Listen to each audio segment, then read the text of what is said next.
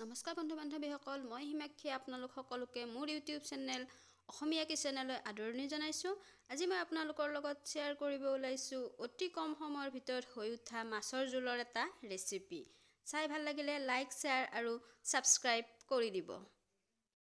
এয়া মই দুটা জিকা আৰু এটা পিঁয়াজ লৈ লৈছোঁ।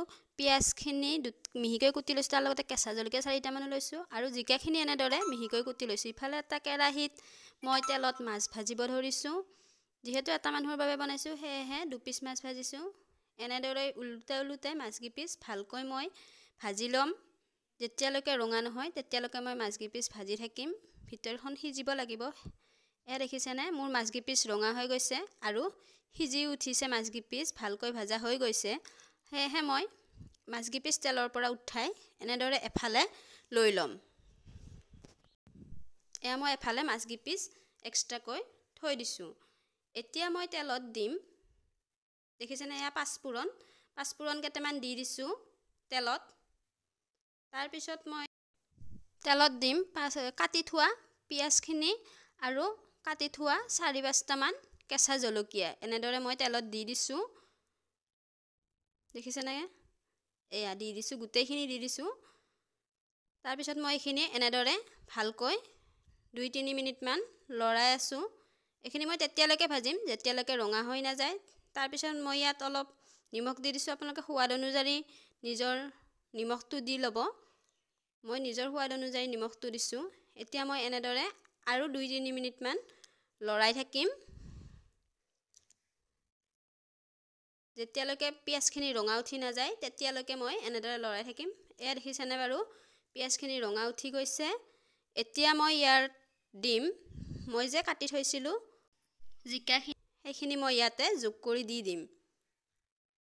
এয়া মই ফুলখিনি এনেদৰে ঢালি দিলোঁ। তাৰপিছত এইবাৰ আকৌ মই কৰচখনেৰে এনেদৰে লৰাই গোটেইখিনি ভালকৈ লৰাই লৈছোঁ।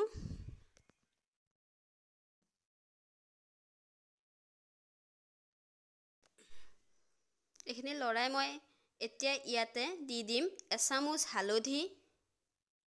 এয়া দেখিছেনে, মই এচামুচ হালধি দিছোঁ আৰু এইখিনি আকৌ এবাৰ কৰচেৰে ভালদৰে গোটেইখিনি মিহলি কৰি দিছোঁ। হালধিখিনিৰ লগত ভালকৈ লৰাই এনেদৰে মিহলাই দিছোঁ, দেখিছেনে বাৰু। তাৰপিছত মই এইখিনি এনেদৰে এখন কাঁহীৰে ঢাক মাৰি দিছোঁ। এয়া 5 মিনিটমান ঢাক মাৰি তাৰপিছত খুলি চাইছোঁ। এয়া দেখিছেনে বাৰু, বস্তুখিনি সিজি গৈছে আৰু কেনেদৰে জিকাখিনি গলি গৈছে, দেখিছেনে। এতিয়া মই জিকাখিনি এনেদৰে কৰচেৰে ভাঙি দিছোঁ। তাৰপিছত মই ইয়াত এচামুচ জ্বলাৰ গুড়া দি দিছোঁ। জ্বলাৰ গুড়াটো মই কমকৈ দিছোঁ, কাৰণ মই ইয়াৰ আগতেও কেঁচা জলকীয়া 4-5টা ফালি দিছিলোঁ, সেয়েহে মই জ্বলাৰ গুড়াটো অলপ কমকৈ দিছোঁ। এতিয়া মই ইয়াত অলপ পানী ঢালি দিম, গৰম পানী এনেদৰে ঢালি দিছোঁ। তাৰপিছত মই কৰচেৰে অকণমান লৰাই দিম। এইখিনি মই অলপ সময় উতল আহিবলৈ দিম। এয়া দেখিছেনে, আঞ্জাখিনি ভালদৰে উতল আহি গৈছে। এতিয়া মই ইয়াত এনেদৰে ভাজি থোৱা মাছখিনি দি দিম। এয়া দেখিছে, মই মাছখিনি দি দিছোঁ আৰু অলপ সময় মাছখিনি দি এনেদৰে উতল আহিবলৈ দিম। মই মাছখিনি আঞ্জাৰ লগত ভালদৰে লৰাই দিছোঁ।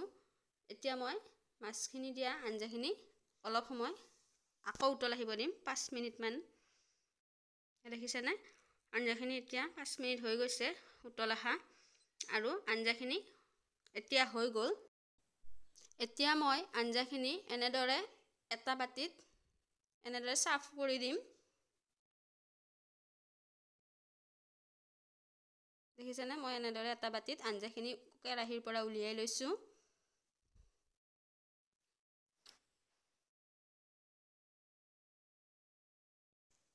এতিয়া মই এনেদৰে এটা বাটিত জিকা মাছখিনি উলিয়াই ল'লোঁ আৰু এনেদৰে এখন কাঁহীত সজাই জিকা মাছৰ জোলৰ ৰেচিপি আপোনালোকৰ লগত শ্বেয়াৰ কৰিলোঁ। যিসকলে মোৰ ভিডিঅ' চাই আছে তেওঁলোকলৈ অশেষ ধন্যবাদ।